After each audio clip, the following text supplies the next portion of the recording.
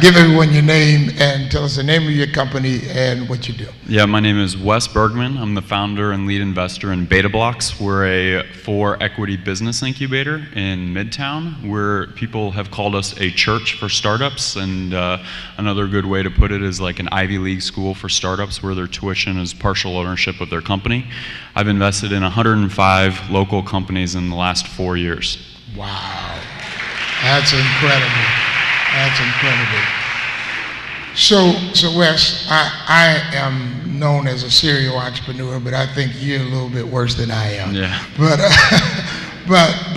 tell our listening and viewing audience, how do you go from dream to reality? Because a lot of people dream about being in business and doing business, but you've done it for yourself and you've managed to help a lot of other people. So give us a little insight. How do you take this thing off the paper and put it in action? Yeah, there's 2 parts to it. You have to constantly make yourself smarter and more of an expert at your area, and so that's reading and keeping up with news reports and watching YouTube videos and all that kind of stuff. But you also can't fall too victim to some of that things, because all those things do is brag about milestones like investment raised or jobs created.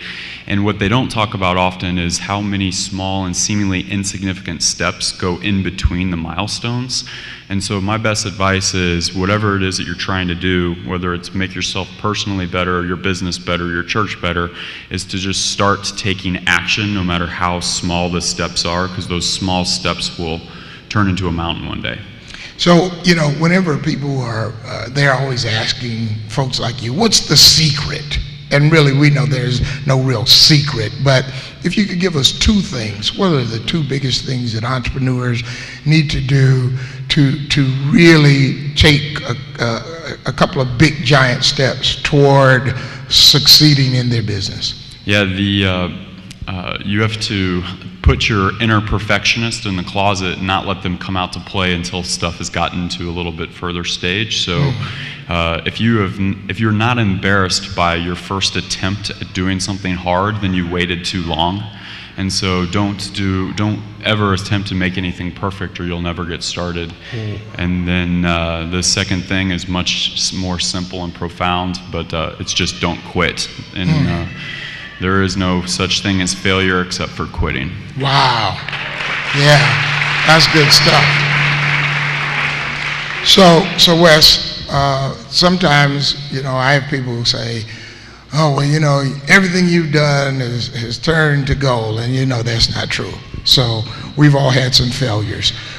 What are some of the things that have been obstacles to you, and then how did you overcome them? Yeah, so 105 different people over the last, 105 different companies over the last 4 years means that we've seen just about everything that can slow up an entrepreneur. Good things and bad things, right? Bad things like injury or death or disability, all the way to good things like marriage and pregnancy and that kind of stuff. And what I tell people is that if you were to look forward in the road of life, it's never going to be all green lights. And if seeing a couple of red lights here or there is going to completely get you to stop, then you're looking at it the wrong way. Okay. And because along the way there are green lights, yellow lights, red lights. Yep. You just gotta, sometimes I run red lights. I run them all the time. We're not perfect. So as my last question to you, out of all the things you've done to be successful in business and the things you've done to help other people be successful, what would be maybe the 3 most important things you've learned about forging ahead? Yeah, so you have to have faith in yourself and the people that you surround yourself with, as well as the end goal. Some people call it the vision, some people call it the mission, but no matter what it is, it's the true north, and you always have to have faith that you're going in that direction. While at the same point in time, you can't have too much blind faith, and that you should place a bunch of small bets.